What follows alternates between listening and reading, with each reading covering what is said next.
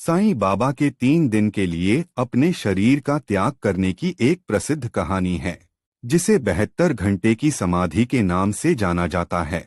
यह घटना साईं बाबा के महासमाधि लेने से काफी साल पहले 1886 में मार्गशीर्ष पूर्णिमा के दिन हुई थी। साईं बाबा द्वारा 3 दिन के लिए शरीर त्यागने की कहानी। एक कष्ट और निर्णय। कथा के अनुसार उस समय साईं बाबा को दमा अस्थमा की बहुत तेज पीड़ा हो रही थी। इस कष्ट से मुक्ति पाने के लिए और संभवतः अपनी योगिक शक्ति का प्रदर्शन करने के लिए बाबा ने अपने प्राणों को ब्रह्मांड में चढ़ाकर 3 दिन के लिए समाधि लेने का निर्णय लिया। यह उनकी एक लीला दैवीय कृत्य थी, जिसे योगिक भाषा में खंड योग भी कहते हैं, जहां योगी अपनी इच्छा से अपने प्राणों को शरीर से बाहर निकाल सकता है। 2 भक्त महालसाप्ती को निर्देश। समाधि लेने से पहले बाबा ने अपने परम भक्त महालसाप्ती से कहा, तुम मेरे शरीर की 3 दिन तक पूरी रक्षा करना। यदि मैं 3 दिन में वापस न लौटूं, तो मेरे शरीर को अमुक जगह जिस स्थान पर समाधि लेने को कहा पर दफना देना। समाधि और लोगों की प्रतिक्रिया। इतना कहने के बाद बाबा की सांसें धीरे धीरे बंद हो गईं और उनके शरीर में कोई हलचल नहीं रही।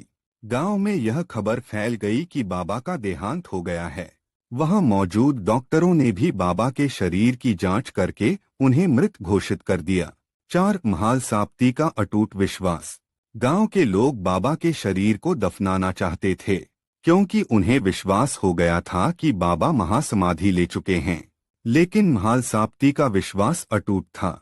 उन्होंने बाबा की बात पर भरोसा करते हुए किसी को भी उनके शरीर को हाथ नहीं लगाने दिया।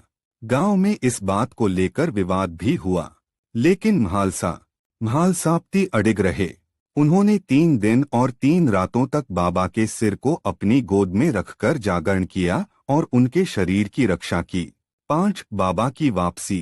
3 दिन बाद रात को लगभग 3 बजे अचानक बाबा के शरीर में प्राण लौटने के लक्षण दिखाई देने लगे। उनकी सांसें फिर से चलने लगीं और धीरे धीरे उनके अंगों में गति वापस आ गई। कुछ ही देर में साईं बाबा ने आंखें खोलीं और अपने शरीर में वापस आ गए।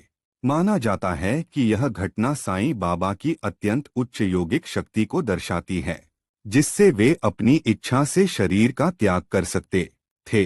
इसके अलावा यह उनके भक्त महालसाप्ती की सच्ची दृढ़ भक्ति और उनके प्रति समर्पण की भी एक परीक्षा थी, जिसमें महालसाप्ती पूरी तरह सफल हुए। यह घटना शिरडी के इतिहास में बाबा के कई चमत्कारों और लीलाओं में से एक है, जो उनके भक्तों के लिए उनके दिव्य स्वरूप और सामर्थ्य का प्रमाण है।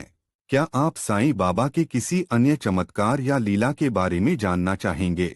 अगर आप ऐसी वीडियो और चाहते हैं तो इस चैनल को सब्सक्राइब करके शेयर कर दो और आपको ऐसी नई नई वीडियो मिलती रहेगी।